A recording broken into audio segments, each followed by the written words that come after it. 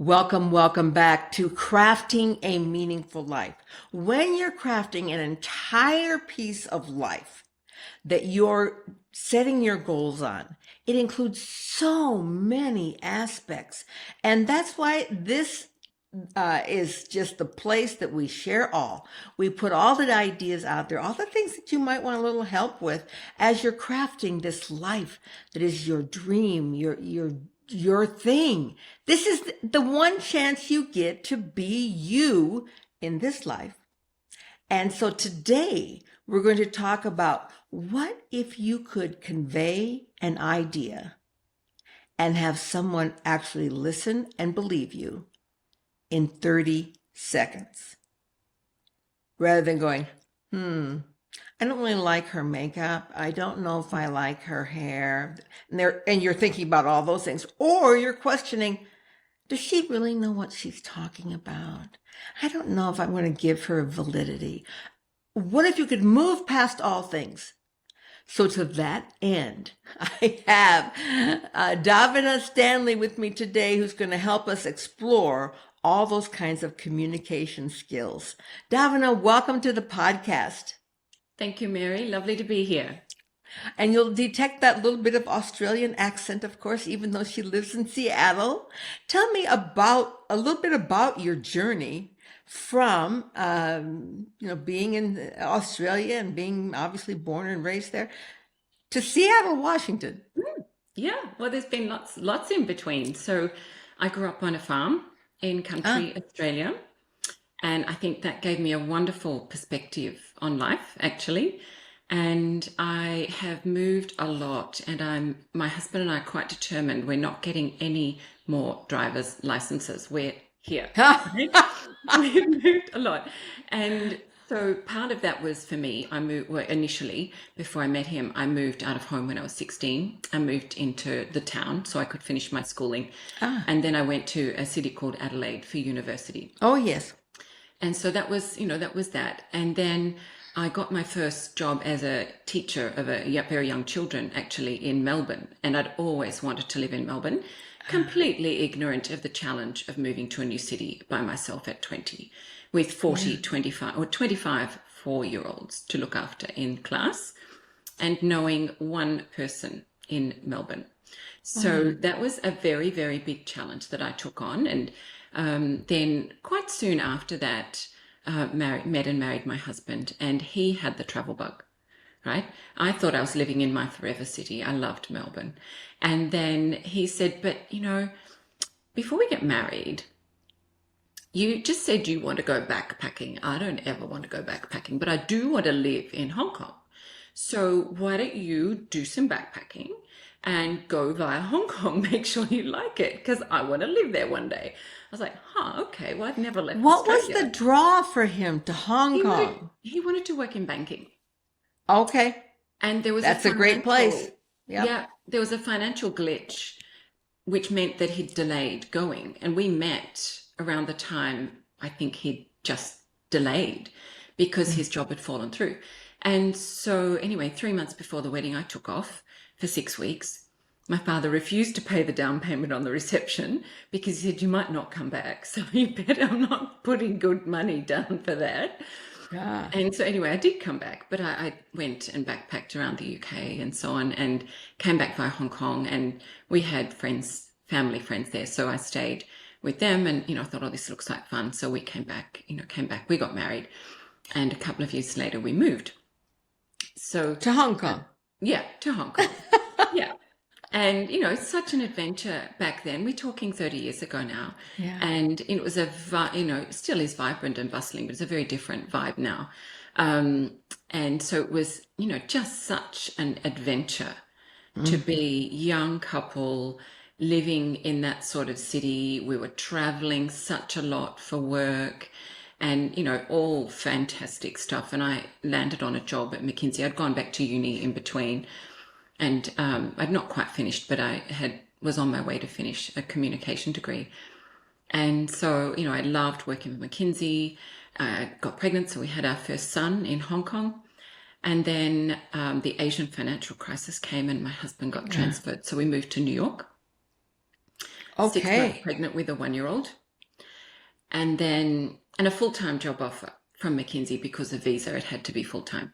And my husband was traveling 5, 6 days a week. So I just didn't think I could work for McKinsey with 2 tiny little children under the age of 2 and, do the sort of demanding work full-time that I had. So explain to my listeners who is McKinsey, because some of them may not be familiar with Yeah. that.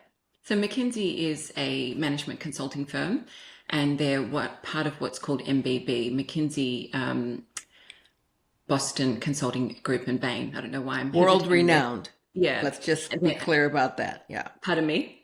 World renowned. Let's just be clear about that. Yeah. Yeah. I was very fortunate to land a role there. And so it was pretty demanding work, but, really exciting, really fun. And so anyway, we lived in New York for a couple of years. We had our second son there. And then we were transferred to Tokyo. Then I had a period in Melbourne, short stint in Melbourne with the boys where Andrew was everywhere, then back to Hong Kong. We were there for a 1.5 years, and then we went back to Australia. So my sons went to kindergarten in 3 and 4 countries apiece. Wow. And they went to 2 primary schools in Melbourne and 2 different high schools because of my husband's health. We had to move cities when they were in high school.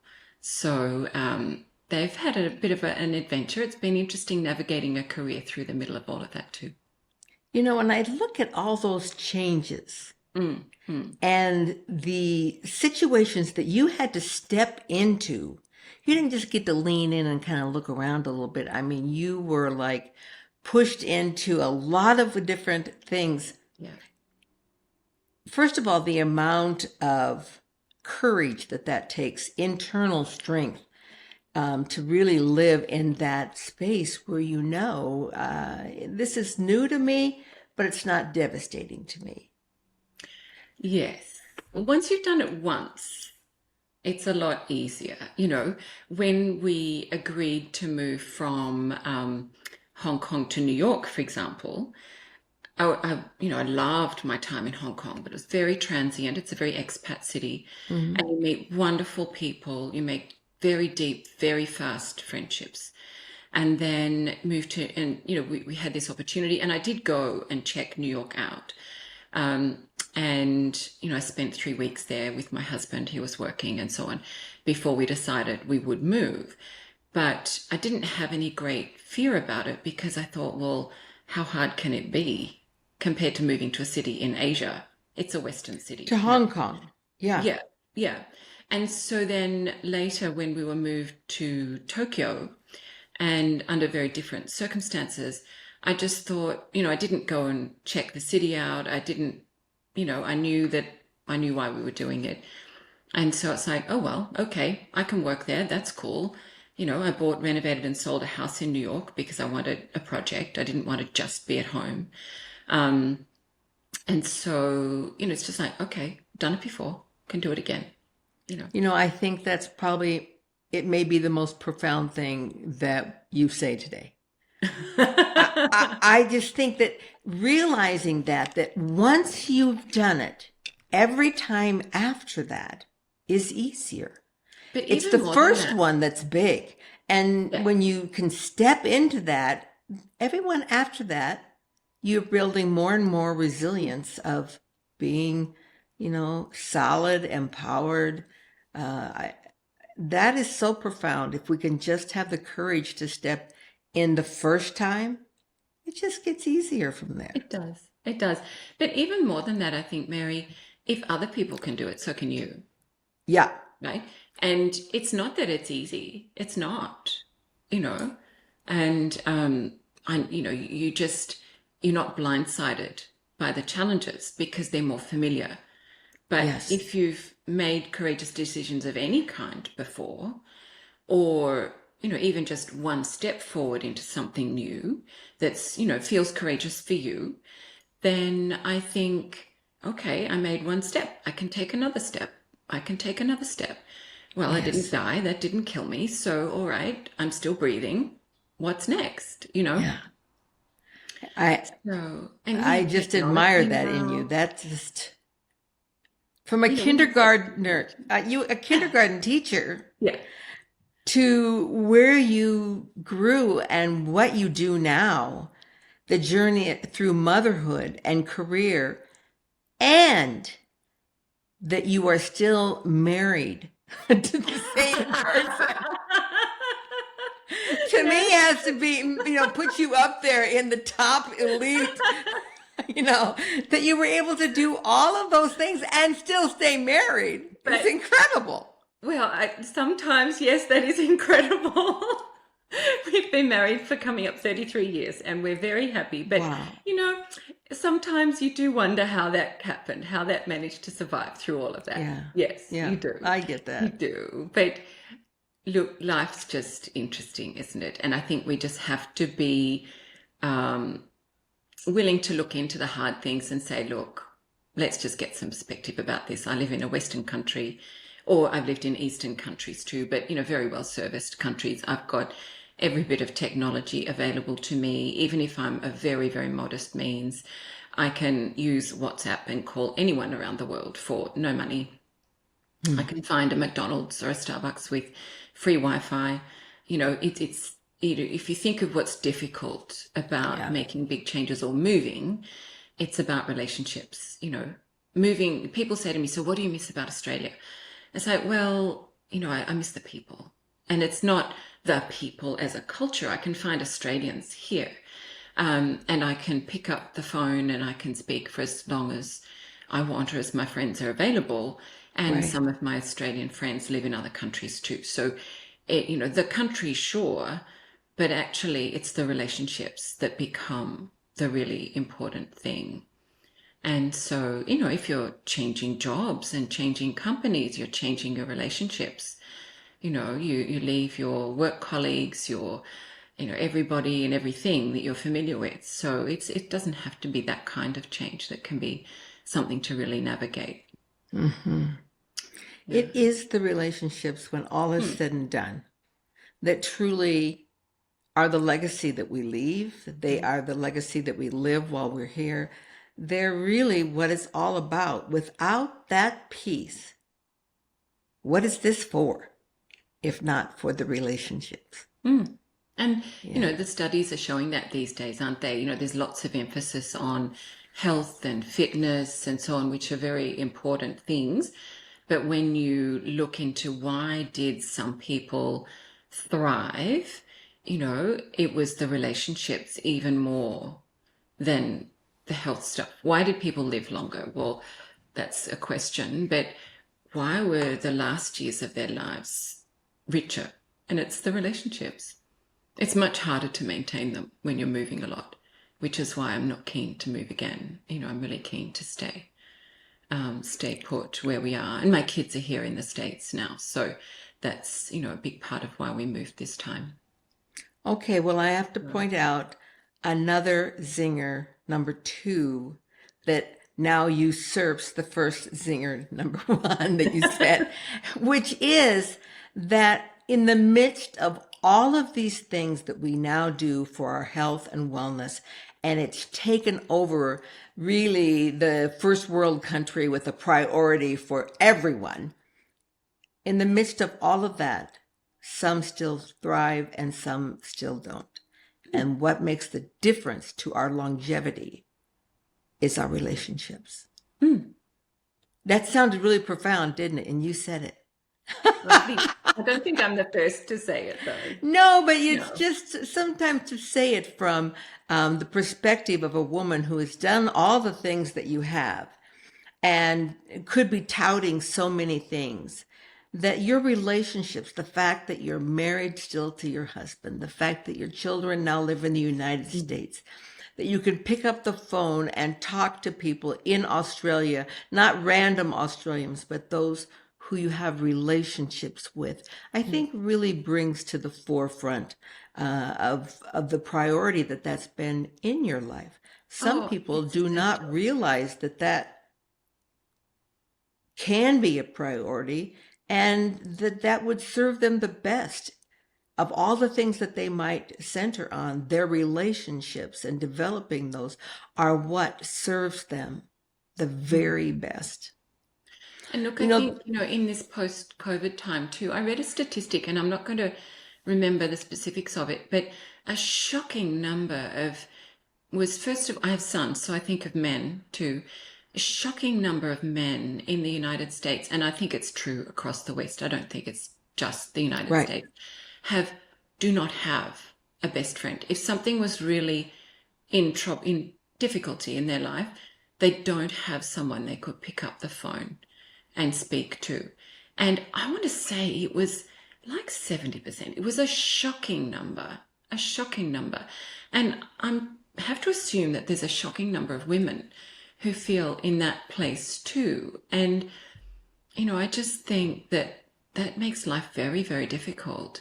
But it can be very difficult to step out and find, genuine Yeah. friendship. And, we all got very comfortable, I think, in our homes. And those of us who are introverts, my family, we were like, oh, we've got our kids in the same place. We can actually have dinner together. Oh my goodness, neither of us are traveling. Yeah. This is a real treasure, to have that time. And I understand it was not the case, that it was like that for everybody. I fully understand that. But then you move away, and my son moved to New York on his own at 22 into the Omicron crisis, which was a really big thing to do. Yeah. And, it takes time to make friends in a new city. And I think, if you look around you, you can, be very generous to other people, because you shouldn't just assume that other people around you have it all together and have their friends all sorted and so on. There's a lot of loneliness out there, And I think COVID made that a lot worse. Yeah. I think that you are absolutely right. In my experience, most of my women friends who I just love to spend time with, we have a network, a circle of women that support us and love us. You could call any one of them and they would come without a doubt. But I think of the 4 men that are in my life, closest to me, my husband, my 2 sons were like that way. And my son-in-law, because I have 1 daughter, those 4 men do not have that outside connection other than to their spouse, their children, and then at work. But I don't think any of them have someone that they would just pick up the phone and call and say, hey, let's go hang together. Let's go, like my husband, let's go play a round of golf. Now, he golfs twice a week with his regular golfing buddies. But that's different than having, isn't it? Yeah. Yeah. It's structured, it's safe. Yeah. Oh, that sounds like another podcast for another place. And I have had on a number of men that have talked about, developing network groups for men. And some of them have been successful and some of them haven't. And it's a cultural barrier thing that I believe, that there is that thing about it's okay for women to get together and do that. But men, when they get together, it's still that good old boys club thing where the conversation is not about, so tell me some of the things you're struggling with. Yeah, that's right. They don't speak like that very often. Not very many that I know speak like that. But I think that they have a companionship when they do things alongside each other. Right? Yes. Which is why sport matters a lot. And they relate differently. And look, back in Australia, we have a circle of friends from our youth. And, there's one of those guys that I'm thinking of in particular, but there was a group of them who would drop anything for anyone. And one of them is actually coming to stay with us in 3 or 4 weeks' time. Exciting. His daughter has been on a scholarship here in Washington State, so he's coming and staying with us before he goes and collects her. But it is, there were a few people that you knew Simon would always, and he would offer too. So I think there's a sense of practicality around the help that some men offer, rather than necessarily, we'll talk about our emotions and our feelings and, oh my goodness, this is difficult. Or, at our fine Mhm. age, there's some lady things that happen that we might talk about, and just things that Yeah. happen to us that are part of life that are unique to being women. Um, so I think the male friends we have that would drop everything and come tends to be practical help first, rather than perhaps the more personal sort of help that we women help each other in Yeah. practical ways too, but we have that extra personal side to our I friendship. think that is, you've hit that nail on the head. I've heard John a dozen times say to our neighbor, um, well, if you ever need help moving anything or, Yeah, fixing yeah, anything, just call me. I'll be happy to help yeah, you and come over. And but yeah. rather than saying, hey, I have some time this afternoon. You want to get together and just sit on our front porch, and They don't do that. they don't do that. They don't do that. No, no, no, no, no. And if they're networking or getting to know other Mhm. people, they're talking about business or the Yeah. things they like to do. Yeah. So it's I think men can form very deep bonds that way and very lasting. And my husband, he's very introverted. He likes a lot of time by himself, but he builds and maintains very, very long and deep Mm. friendships. And so he's got a friend who he used to work with, got to think 25 years ago probably, and they're on the WhatsApp, you know, every day talking about Trump or not Trump or whatever on different, on very different sides of the coin, and they're battling all these issues out, and there's all sorts of ways that he connects with people, but they tend to be about the issues, the Yeah. things, different things. Yeah. Well, we will come back for this for another podcast, but I would love to talk about what I thought I wanted to talk to you about, but this other part has been so interesting. I've just like glummed onto it. But let's talk about this.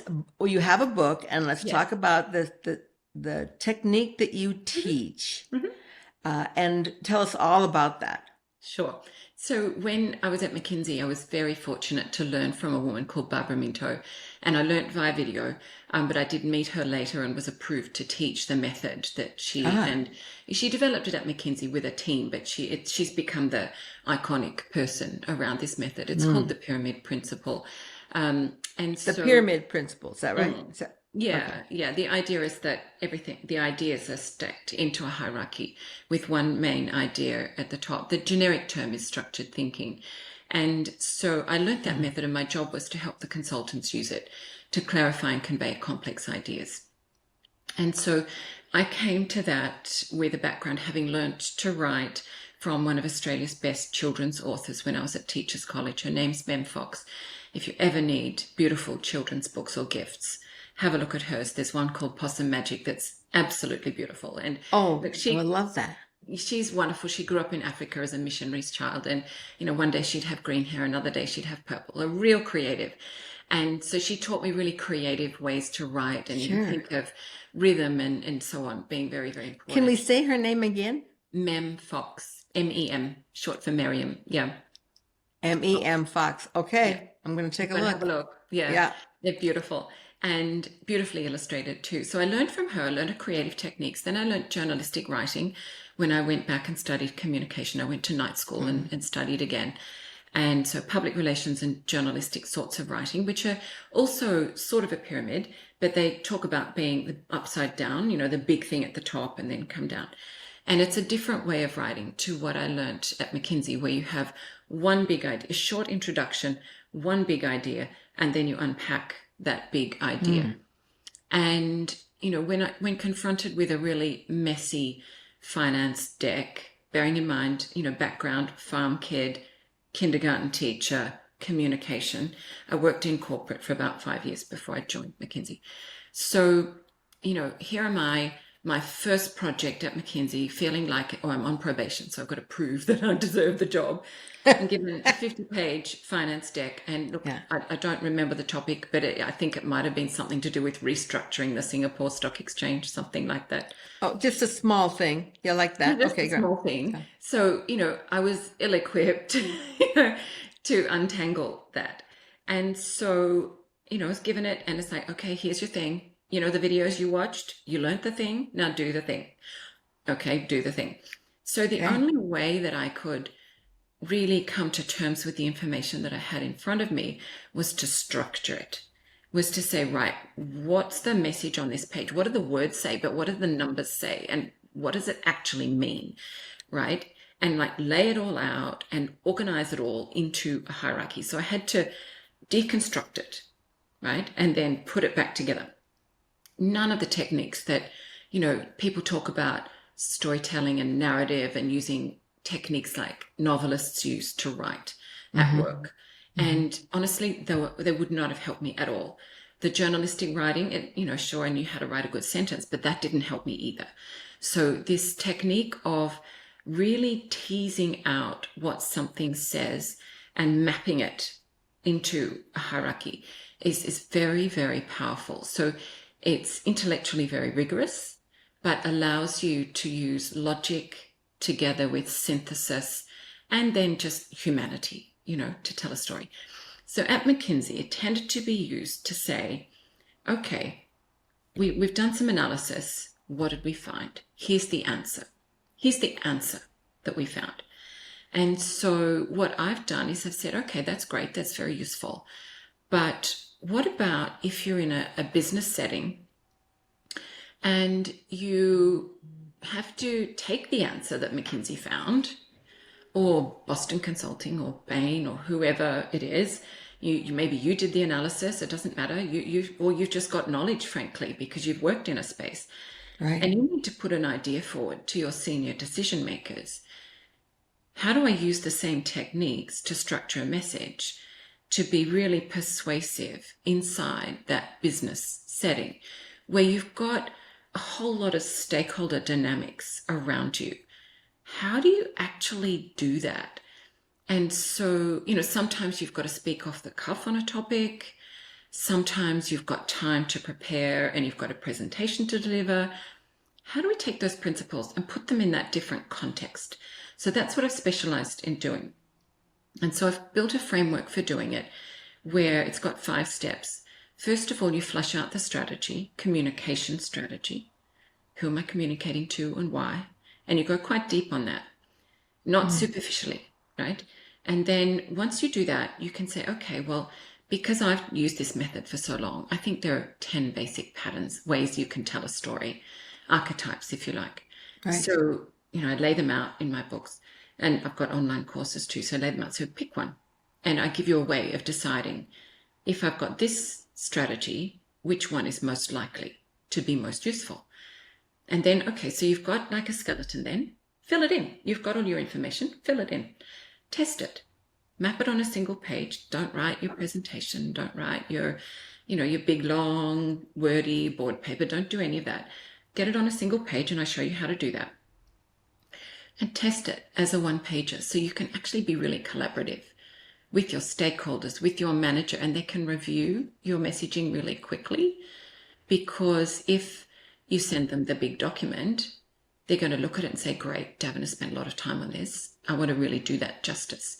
But I'm back to back with meetings. So I'll just leave it for now. We've got time. And, you know, what happens is the night before you have to submit it, at 9 o'clock at night, they open up their laptop and they start working on it. And they can't ask you what you were trying to say. They can't do anything but rewrite it for you, right? Or it's, you know, 4 a.m. if they're an early bird, or it's Sunday afternoon. It's something inhospitable. So they do that, and they're doing your job for you, and nobody likes that. They don't want to do your job for you. You don't want them to do your job for you, but it's all set up to fail a bit. So map it on a page. Once they can respond quickly, 15 minutes, they can come back, give you some thoughts. No, that's terrible. Redo it. You missed the point altogether. Or, yeah, maybe just make it stronger in these areas. Or add a few detail here. I think you missed a couple of things there. Do that. They can do that really quickly. Once that's clear, then you can put it in a document and then deliver it and so on. So that becomes very feasible. And I think too, when you've got to speak off the cuff, that all sounds like overwhelming amount of work. Oh my gosh, you can't do that for just, I've just got a meeting. I can't do all of that. So I think the thing is to anticipate the key things that you know you're going to be asked about. What's the status of your project? What do you need from your leaders to help accelerate it? You know, what could someone else do to help you? The sorts of core things that you would ordinarily be on top of when you're on top of the work that you're doing, and just map it out as a one pager and be very, very clear about it, so that when you do get called to speak off the cuff, it's not really off the cuff. You know, you've thought about what your main message is. You know what the theme is for the week or the month. And, that becomes a lot easier then. So it does require thinking. It does require structure, but makes such a difference, such a difference. Okay, so I'm going to give you some examples of this in my speaking, and you tell me if I have this right. Okay. If I've heard what you said. As I've watched different other speakers, obviously talk, whether that be at a conference or convention or a women's summit, whatever it may be, there seem to be those two kind of people and the way they speak. And there are those speakers that, give you this broad spectrum of things. And then, the last slide or two on their PowerPoint, they come up with this one thing down here. Yes. And all of that is to get you to this point. Yes. When you were talking, I actually could see that I do just the opposite. Yes. I start with my premise. Yes. And it's up front. Yeah. Whether that be like, I'm just thinking of one PowerPoint I have. You can be your own best champion. Yes. So I start with the statement. Yes. And then I develop that into how that happens and tell stories from, personal experiences and get them to buy into that they have to stand up for themselves. They have to speak their own value before anyone else believes it. So is that kind of what we're talking about, that you state it first and then you develop it? Yeah, you do. And you're really structured about how you develop it underneath. Also lead into it a little bit. Okay, tell me. Sometimes you can just go, bang, here's the big idea, and then go. But more often people need a minute or two, and I mean just a minute or two. I don't mean lots of background. That becomes a real problem. Just a really short introduction to tune their ear in, but also to go, oh yeah, that's an interesting topic. Why are you telling me about that? Oh, that's why. Interesting. Now I want to know more. Okay. So having just a little introduction to introduce the topic in a way that's really relevant to your audience. Explain why you're communicating about that right now. And then you sort of tease them and draw them in, but fast, And then, here's how I think about that. Here you are. Here's the main thing. Now, let me unpack at a high level. Maybe you're giving a set of reasons why you think that's true. You're pitching them to invest more in a project or something. You say, look, here's why I think we ought to invest another $1 million in this project. I've got 4 reasons why, and I'm going to tell you what they are. I'm not just going to say there are 4 reasons and leave you hanging. I'm going to tell you what each of those reasons are, and I'm going to have thought very carefully about the order of them, maybe the most important one first, leading to the least. And I've got a way of thinking about that, the most valuable one to you, my decision maker, not necessarily to me, maybe to me, but probably to you or to the business or whatever the frame is. So being very, very careful to give away the high level first, not just the main message, but this very logically well-structured set of things that then you can say, right, now let's dig in together into the first one. And prosecute that. Right. Now we're in agreement about that. Okay, terrific. So let's come back and look at number 2. Number 2 is this. Let's go there. And so there's a couple of ways we structure the ideas underneath. But they help by structuring them really well. It gives us really great confidence that we've thought about everything properly. So we can come with great confidence and great calmness, knowing that we've done our level best to, present a really solid argument. And we've had the chance to test it quickly and easily with our colleagues. So we have more confidence, I think. I love that. You said something in there that is always a zinger for me, and that is that we just bring our very best. And when you know that this is your very best, you do speak with confidence. And your very best is not something, okay, I just threw this together this morning. I'm speaking. Can I just say how much I tune out speakers that lead with that?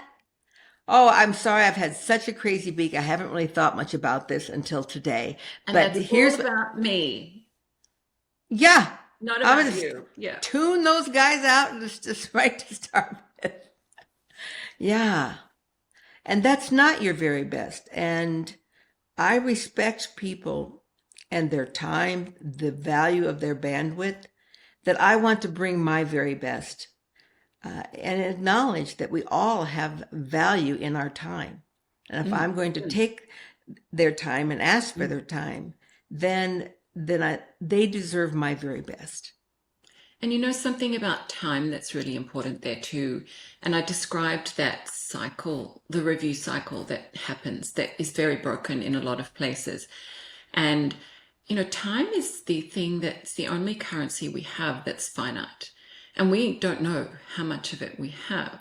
Yeah. So to waste it, you know, in the way that, you know, track changes, these tiny little edits that go round and round and round and round while you're sort of negotiating the messaging in these really big documents and working late at night and out of hours and in a way that everyone is, you know, some people feel, well, I have to, it's my job, I'm the leader and so on. But actually what you have to do is help your people, you know what they need to say and, you know, set them up for success without you working nights and weekends to do their job for them. And I think people just don't know how. So this technique that I use really cuts not just the length of communication normally, quite radically often, but the amount of time it takes to prepare it. So it's the right kind of hard. You're focused, you're thinking very hard about your messaging, but it comes together much more quickly. You know, it just doesn't necessarily feel as fast because you're having to think. Thinking doesn't feel fast, you know. But just as in all areas of life, the more you do it and the more you step into it, the quicker it comes to you and you're able to think through all of those kinds of things. Yeah. So tell me, in what areas of anyone's life this technique would have value? I think, you know, there's obviously in the work setting where you need to clarify and convey complicated ideas to somebody else. So it's obvious in that setting. I think it doesn't hurt either where you've got sensitive topics that you want to really think about. And you may not, you know, be as structured in having a conversation with somebody about something difficult in your personal life. You're not going to stand up with a PowerPoint presentation to negotiate something difficult personally. I mean, of course, it's ludicrous. I might like to, but I probably won't. Let me tell you how this works. Pay attention. So, you know, absolutely, you're not doing that. But to be very clear in, okay, you know, I've thought about my position in this, and to have your notes so that you've got them in a tense environment, perhaps, or just difficult, and say, look, I really want to understand how you think about this. I thought about how I think about this, but, you know, how are you thinking about this? Okay, all right, well, I saw that a little differently. Here's how I thought about it. You know, it's just a planning tool, a way of thinking about your messaging. And I think you've got to hold it a little bit loosely, you know, because other people bring such wonderful insight, whether it's at work or in your personal life, to your situation. But it helps you think to get you started for those conversations, so long as you can hold them loosely in your personal life and use them as a foundation for a good conversation. I can't imagine you would use it in terribly many personal settings that weren't a bit tense, maybe, or didn't need a lot of planning. Right. I think about me personally, the places that this is going to have value to me. I work in 27 different nonprofits. Oh my word. Yeah. One of them in South Africa, okay, Yeah. and another one in Kenya. I'm going to Ukraine the end of this week, and then tons of local different types of nonprofits. So, and I think about the number of situations I am in where I'm going to present an idea to a board meeting or to a group of supporters, to donors. Yeah. Yeah. This technique would have a great value to me as I am trying to explain the position, which to me is different than getting them to buy in. Does that make sense? Yes. So tell me a little bit more about the difference, because I'm, as you're saying that, I'm imagining you're persuading them to get involved or to donate or something like that. So you are, Yeah. they're going to buy So, into what you're doing, aren't they? however, I'm very clear, having done this now for a long time, that there is okay, can I just say that I'm very good at manipulating people? I have to say that up front. And because I know that I can manipulate these people into donating. Yeah. I'm good at it. I know when to pull at the heartstrings. I know when to do this. I know how that they can envision, themselves and why they want to support this. But that's different than getting them to buy into the concept of what the nonprofit is about. I see what you're saying. Do you Okay. see? So, all right. So I guess in my mind, I conflate the two a little bit, because if they're giving you money, let's say, right, that could be transactional, right? Or it But could in a be, nonprofit, it's very rarely transactional. right. But the gift of the money could be Yeah, transactional. it's a transaction. Okay. Yeah. I'm just going to give you money. I'm not, Yeah. I like what you Don't said. ask me to volunteer. Yeah, single Don't check. Goodbye. don't send me any more of your information. Just take the Just check go and away. go. Just take my money. Yeah. Right? Yeah. So there could be that.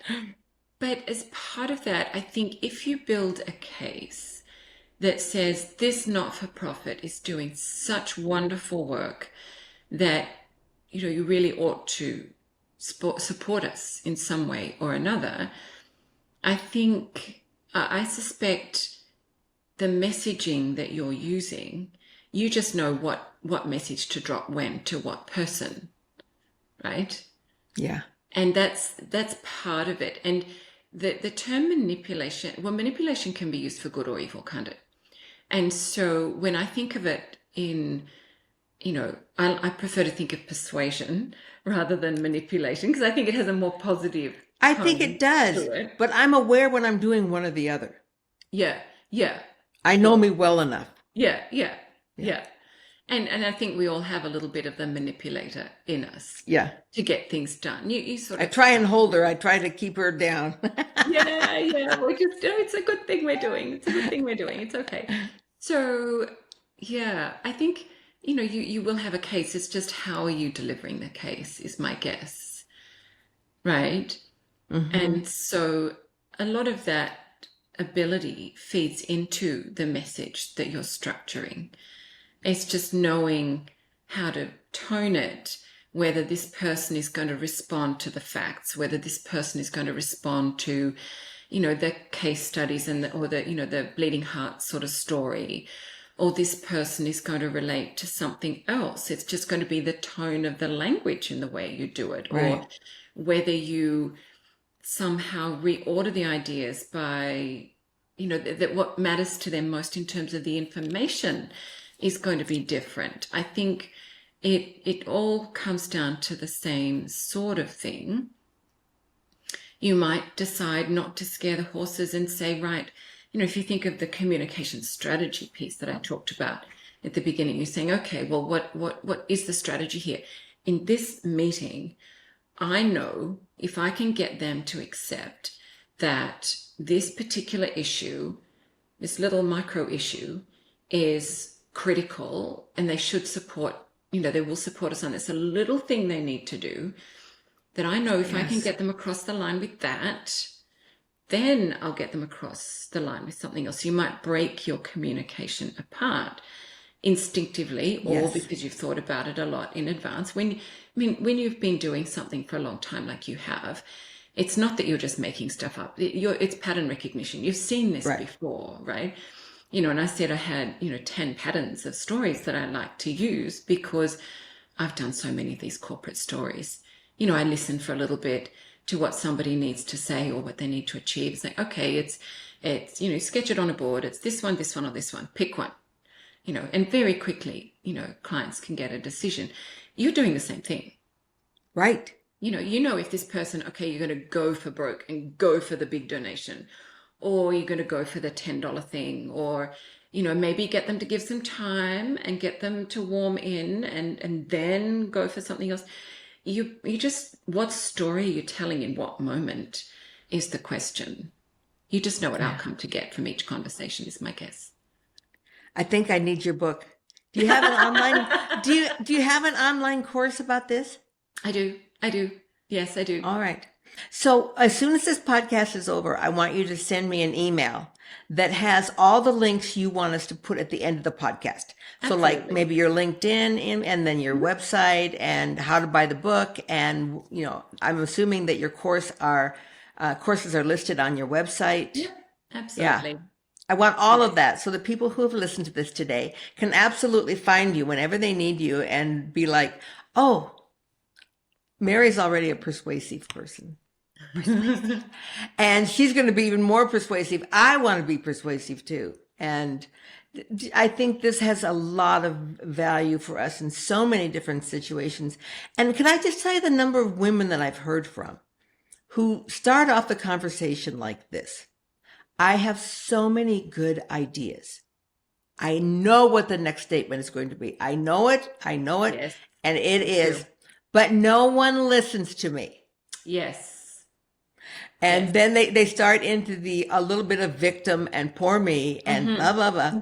And to be able to offer them this kind of insight of, have you put in the work to be your best self and to really, and this is here's the how to, and you can present this. You don't have to hang around as a victim anymore.